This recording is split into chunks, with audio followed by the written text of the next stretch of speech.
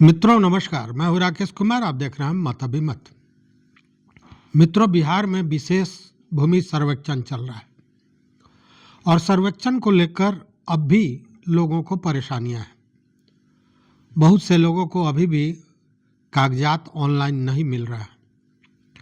लेकिन इनसे बड़ी बात यह है कि जब याद होगा, जब सर्वे शुरू हुआ तो सर्वे टीम क्या करेगी इस पर एक चर्चा चला था और तब हुआ था कि अगर जमीन के कागजात आपके पास हैं लेकिन जमीन पर कब्जा किसी और का है तो बजाबते सर्वे टीम यह लिखेगी कि मलकियत इनकी है लेकिन कब्जा फलाने का है।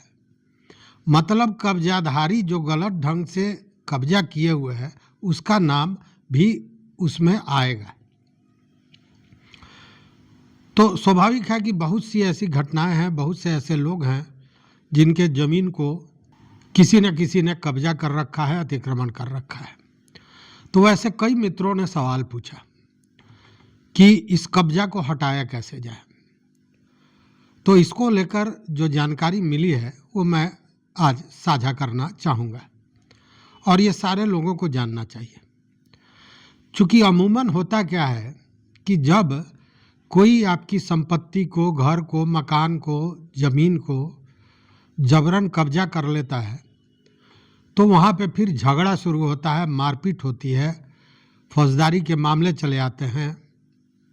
लेकिन अब इसकी ज़रूरत नहीं है। ज़रूरत इसलिए नहीं है कि लोगों को इस बात की पूरी जानकारी नहीं है कि कानून क्या कहता है। अगर कानून से ही सारा मामला बिना किसी तनाव के, बिना किसी झगड़ा के अगर ठीक हो सकता है तो फिर झगड़ा झंझट करने की ज़रूरत क्या है। देखिए, आईपीसी की धारा, आईपीसी मतलब भारतीय दंड संहिता, इसकी धारा 441 और 447 बहुत अहम है। 441 धारा आपके ज़मीन पर अगर किसी ने अवैध कब्जा कर रखा है उस स्थिति में लागू होता है, जबकि 447 धारा उस स्थिति में लागू होता है कि आपके ज़मीन को किसी ने कब्जा कर रखा था और उसके चलते आपको आर्थिक हानि हुई तो मुआवजा दिलाने का दावा इस धारा के तहत आप कर सकते हैं। मतलब आपकी संपत्ति तो वापस होगी ही, साथ में मुआवजा भी आपको मिलेगा जितने दिनों तक। अच्छा, ये मुआवजा जो होता है वो संपत्ति के कीमत के आधार पर लगाया जाता है, उसका दर निर्धारण होता है। तो सबसे पहले तो अवैध कब्जा कहेंगे किसको, अतिक्रमण कहेंगे किसको। तो अगर किसी ने गैर कानूनी ढंग से किसी भी व्यक्ति के घर को, मकान को या ज़मीन को कब्जे में अपने रखा है गैर कानूनी ढंग से, तो वो अवैध कब्जा माना जाएगा। और कब्जे की बात अगर करें तो आप मैक्सिमम देखिएगा कि वैसे ज़मीनों पर ज़्यादा कब्जा होता है जो ज़मीन खाली पड़ा हुआ है। खाली पड़ा हुआ है, कोई आया उसमें अस्थाई घर बनाया या अस्थाई कोई भी स्ट्रक्चर खड़ा कर दिया और धीरे धीरे कब्जा करते हुए अपने हाथ में ले लिया। कई ऐसे मित्र हैं जिनके ज़मीन पर कब्जा हो गया है और कब्जा जिन लोगों ने किया है वो दबंग किस्म के हैं, आपराधिक किस्म के हैं। तो उसमें इन लोगों के लिए एक ही चुनौती बन जाती है कि अपराधियों से लड़ाई करें तो कैसे करें। तो इसके लिए मित्रों लड़ने की कोई ज़रूरत ही नहीं है। देखिए, ये जो कानून है ये आपको वो सारी चीज़ें दिला देगा, आपके ज़मीन को अतिक्रमण मुक्त भी कराएगा और उससे जो आर्थिक हानि हुई है उसका मुआवजा भी दिलाएगा। तो इसके लिए करना क्या होगा? देखिए, कब्जा अगर होता है, कोई करता है, तो 2-3 चीज़ों को करना चाहिए। सबसे पहले तो जो प्रशासनिक पदाधिकारी हैं उनको इससे निमित्त आवेदन देना चाहिए। प्रशासनिक पदाधिकारी मतलब अंचलाधिकारी, एसडीओ, एडीएम या राजस्व पदाधिकारी जो है सो वैसे लोगों को इसकी जानकारी देनी चाहिए, आवेदन देना चाहिए कि वो इसे मुक्त करावें।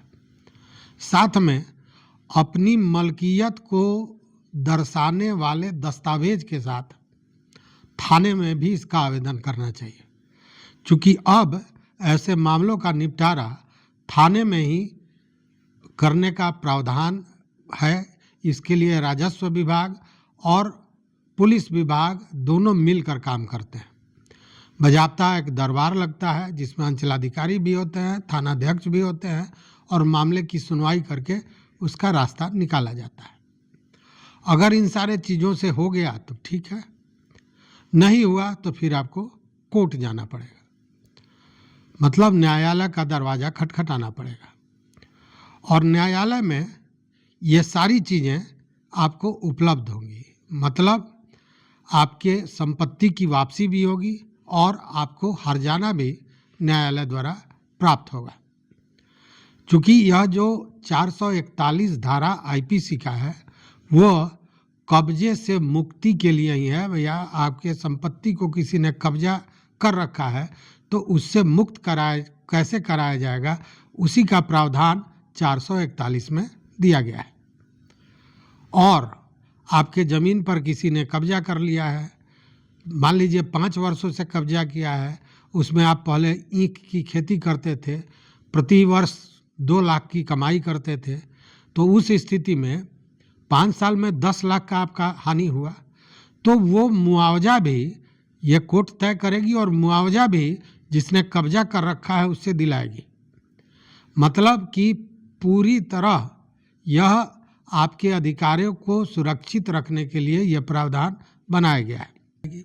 वहीं अगर आपकी संपत्ति को कोई नुकसान पहुंचाता है तो इसके लिए भी प्रावधान है और इसके नियम 1, 2 और 3 के तहत आप हर्जाना की मांग कर सकते हैं। और यह जो हर्जाना है वो संपत्ति का जो कीमत है उसी के आधार पर ये तय होता है। लेकिन इन सारे चीज़ों से अलग मामला ये है कि अगर इन सारे चीज़ों से अलग आपसी सहमति से मामला निपट जाए तो इससे अच्छा कोई रास्ता नहीं है।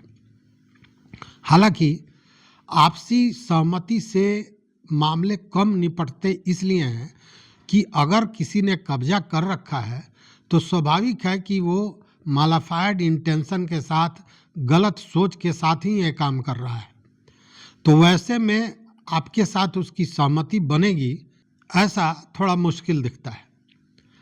लेकिन अगर सहमति बन जाती है, आपके आस पड़ोस समाज के अन्य लोगों के साथ मिलकर अगर सहमति से यह मामला निपट जाए तो ज़्यादा बेहतर है। अन्यथा कोर्ट तो दौड़ना पड़ेगा आपको, लेकिन जो ये कब्जाधारी है अगर इसको भी पता चले कि अगर ये जिसका ज़मीन हम कब्जा किए हुए हैं ये कोर्ट चला जाता है और मलकियत चूँकि उसकी है, कागजात उसके पास हैं, उस स्थिति में कब्जा तो छोड़ना ही पड़ेगा, साथ में हर्जाना भी देना पड़ेगा। वैसी चीज़ें अगर कब्जा करने वालों को पता चले, इन प्रावधानों का पता चले, तो शायद आपसी सहमति पर भी मामला वो निपटाने को तैयार हो जाए। इसीलिए मैंने जो कहा कि अगर ये सर्वे वाले मामले को लेकर कि सर्वे में नाम आपका रहेगा लेकिन वर्तमान में कब्जाधारी में उस गलत ढंग से कब्जा करने वाले व्यक्ति का नाम अंकित होगा, इससे अगर आप परेशान हैं तो इन चीज़ों का प्रयोग करें और कानून का सहारा लें।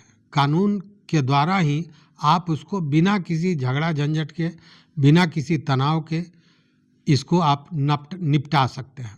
हाँ, ये दूसरी बात है कि परेशानियाँ तो थोड़ी बहुत आपको भी होंगी, कोर्ट दौड़ना पड़ेगा, पैसे भी खर्च होंगे, लेकिन आपकी संपत्ति को अगर सुरक्षित रखना है तो इतना तो करना ही पड़ेगा।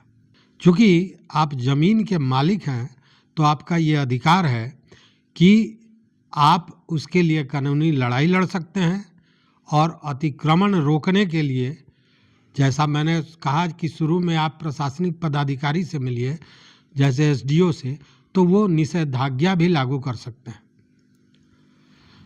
तो कहने का मतलब है कि बिना तनाव के इन चीज़ों का प्रयोग कीजिए, अपने ज़मीन को, अपने संपत्ति को कब्जे से मुक्त कराइए और इसके लिए कहीं फौजदारी करने की और लड़ाई करने की ज़रूरत नहीं है। तो इस वीडियो में बस इतना ही मित्रों, देखते रहिए मत अभिमत। चैनल पर नए हो तो सब्सक्राइब कीजिए, लाइक कीजिए, दोस्तों के साथ शेयर कीजिए और अपना विचार जरूर दीजिए। बहुत बहुत धन्यवाद, कोटिशाह आभार।